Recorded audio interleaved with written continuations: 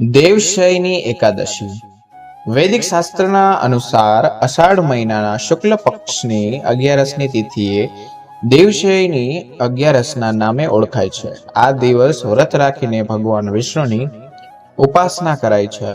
ઉલ્લેખનીય છે કે આ વ્રત 17 જુલાઈ બુધવારે રખાશે. ધાર્મિક માન્યતા અનુસાર આ દિવસથી 4 મહિના માટે ભગવાન વિષ્ણુ યોગ નિદ્રામાં જાય છે અને દેવ ઉઠી 11ના દિવસે જાગે છે. તો ચાલો જાણીએ કયા કામ કરવાથી ભગવાન વિષ્ણુ નારાજ થઈ જાય છે. તે જાણ્યા પહેલા વિડીયોને લાઈક કરી દેજો, ચેનલને પણ સબસ્ક્રાઇબ કરી દેજો.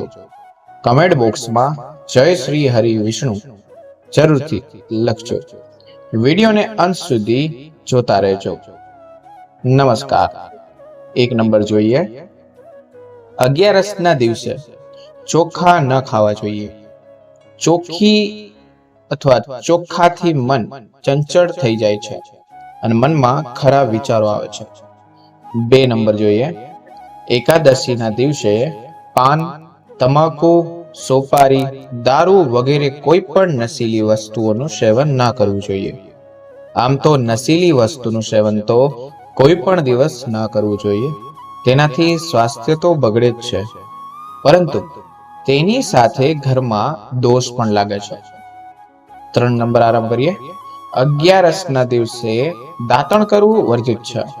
આ દિવસે કોઈ પણ જાતની ડાળી, ફૂલ અને પાનને તોડવાનો નિષેધ હોવાથી તમારે આંગળીયા વડે દાંત સાફ કરી લેવા જોઈએ અથવા આંગળીઓથી દાંત સાફ કરી લેવા જોઈએ. 4 નંબર. એકાદશીના દિવસે રાત્રે સૂવું ન જોઈએ, પણ ભગવાન શ્રી હરિ વિષ્ણુની તસવીર પાસે બેસીને ભજન કીર્તન કરવું જોઈએ. જો આખી રાત જાગવું શક્ય ન હોય તો મધ્યરાત્રિ સુધી ભજન કીર્તન જરૂર કરવું જોઈએ. 5 નંબર જોઈએ. અનેક લોકો રાત્રે જાગરણના નામે જુગારમાં બેસી જાય છે. જુગાર વ્યક્તિને ધર્મથી અધર્મ તરફ જનારી એક રમત છે. આ રમત રમવાથી ઘર પરિવાર વિખેરાઈ જાય છે. તેથી 11ના દિવસે જ નહીં પણ કોઈ પણ સ્થિતિમાં જીવનમાં ક્યારેય જુગાર ના રમવું જોઈએ. 6 નંબરની વાત કરીએ તો ખોટું બોલવું એક માનસિક વિકાર છે અને તમે ખોટું બોલો છો તો આપણું મન દૂષિત થઈ જાય છે અને દૂષિત મનથી ભક્તિ થતી નથી. તેથી 11ના દિવસે કે ક્યારેય પણ ખોટું ના બોલવું જોઈએ. 7 નંબર જોઈએ તો ક્રોધ કરવાથી મન અશાંત થઈ જાય છે. આથી મનમાં નકારાત્મક વિચારો ઉત્પન્ન થાય છે, જે મનને સ્થિર નથી થવા દેતા. ક્રોધ ના કરો. એકાદશીના દિવસે ઉપવાસ કરો કે ના કરો, પણ બ્રહ્મચર્યનું પાલન જરૂર કરવું જોઈએ. એકાદશીના દિવસે મનને સંપૂર્ણ રીતે સમર્પિત અથવા સીમિત રાખવું જોઈએ. 8 નંબર જોઈએ. ચોરી એક અપરાધિક પ્રવૃત્તિ છે, તેનાથી બચવું જોઈએ. ચોરી કરવાથી પુણ્ય જતું રહે છે, કારણ કે જેના સન્માનની ચોરી થાય તે બધું આપે છે. તેથી 11ના દિવસે જ નહીં પણ ક્યારે પણ ચોરી ન કરવી જોઈએ. 9 નંબરની વાત કરીએ તો એકાદશીના દિવસે કોઈ પણ પ્રકારની હિંસા ના કરવી જોઈએ, કારણ કે હિંસા કરવાથી મનમાં વિકાર ઉત્પન્ન થાય છે. એ જ કારણથી 11ના દિવસે વ્યક્તિએ પોતાની વાણી પર સંયમ રાખવો જોઈએ અને કોઈ પણ નિંદા ના કરવી જોઈએ. મન, કર્મ અને વચનથી પૂરો સંયમ રાખીને એકાદશીનો ઉપવાસ કરવો જોઈએ.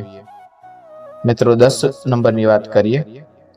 દેવશયની એકાદશીના દિવસે મહિલાઓએ વાળ ખાસ ના ધોવા જોઈએ. 11 જોઈએ. જે ઘરમાં દેવશયની એકાદશીનું વ્રત કરવામાં આવે છે તે ઘરમાં ભૂલથી પણ તામસિક ભોજન ના બનાવવું જોઈએ અને તેમજ માંસ મદિરાનું પણ સેવન ના કરવું જોઈએ. 12 નંબર જોઈએ તો દેવશયની એકાદશીના દિવસે કાળા કલરના વસ્ત્ર ના પહેરવા જોઈએ. તેમજ આ દિવસે મહિલાઓએ ખુલ્લા વાળ શ્રી હરિની ઉપાસના કરવી જોઈએ. 13 નંબર. દેવશયની એકાદશીના દિવસે નખ અને વાળ ના કાપવા જોઈએ. આવું કરવું અશુભ માનવામાં આવે છે. 14 નંબરની વાત કરીએ તો તુલસીના છોડમાં માં લક્ષ્મીનો વાસ હોય છે. કહેવાય છે કે આ દિવસે માં લક્ષ્મી નિર્જળા વ્રત કરે છે, તેથી તુલસીના છોડને પાણી ના આપવું જોઈએ. આ સિવાય ભગવાન વિષ્ણુ તુલસીને પ્રિય હતા, તેથી એકાદશી પર તુલસીના પાન તોડવા નહીં અને જરૂર હોય તો સૂર્યોદય પહેલા તોડી લેવા. જેવા તેવા હાથ અથવા તો બૂટ ચંપલ પહેરીને પણ તુલસીના પાન ન તોડવા જોઈએ. 15 નંબરની વાત કરીએ તો એકાદશીના દિવસે માત્ર એક જ વખત ભોજન લેવું જોઈએ તેવી સલાહ છે. રાતે તમે ઈચ્છો તો ફળ પણ ખાઈ શકો છો. 16 નંબર, એકાદશીના દિવસે ચાતુર્માસ શરૂ થાય છે, તેથી ચતુર્માસના શુભ કામ કરવાનું ટાળવું જોઈએ. 17ની વાત કરીએ તો એકાદશીના દિવસે મૂળા, પરવળ, ગોળ, તેલ, મધ અને રીંગણ ખાવાનું ટાળવું. 18 નંબર જોઈએ તો આ દિવસે ચોખાનું દાન કરવું વર્જિત માનવામાં આવે છે. જો કોઈ એવું કરે છે તો આવનારા જન્મમાં વ્યક્તિને ચાલનાર પ્રાણીઓના શ્રેણીમાં સ્થાન મળે છે. સાથે જ આ દિવસે ડુંગળી, લસણ જેવા તામસિક પદાર્થનું સેવન કરવું જોઈએ નહીં. એકાદશી વ્રતની મર્યાદાને કાયમ રાખવા માટે તા જરૂરી છે. 18 જોઈએ તો આ દિવસે ચોખાનું દાન કરવું વર્જિત માનવામાં આવે છે. જો કોઈ આવું કરે તો આવનારા જન્મમાં વ્યક્તિ ફસાઈને ચાલનારા પ્રાણીના શ્રેણીમાં સ્થાન મળે છે. સાથે જ આ દિવસમાં ડુંગળી, લસણ જેવા તામસિક પદાર્થનું સેવન કરવું જોઈએ નહીં. એકાદશી વ્રત મર્યાદાને કાયમ રાખવા માટે આ કરવું જોશે. 19 જોઈએ તો દિવસે દરેક વ્યક્તિ સાથે પ્રેમ ભાવ પૂર્વક વર્તન કરવું જોઈએ. મનમાં કોઈના માટે દ્વેષ, ઘૃણાની ભાવના ના રાખવી જોઈએ. કહેવાય છે કે વ્રતના દિવસે મન, કર્મ અને વચનની શુદ્ધતા હોવી જોઈએ. 20 નંબર જોઈએ તો હિન્દુ ધર્મમાં જીવ હત્યાને અપરાધ માનવામાં આવે છે. એકાદશીના દિવસે ઘરમાં ઝાડુ ના લગાવવું જોઈએ, એટલે કે એક દિવસ પહેલા જ ઘરની સાફ સફાઈ કરી લેવી જોઈએ.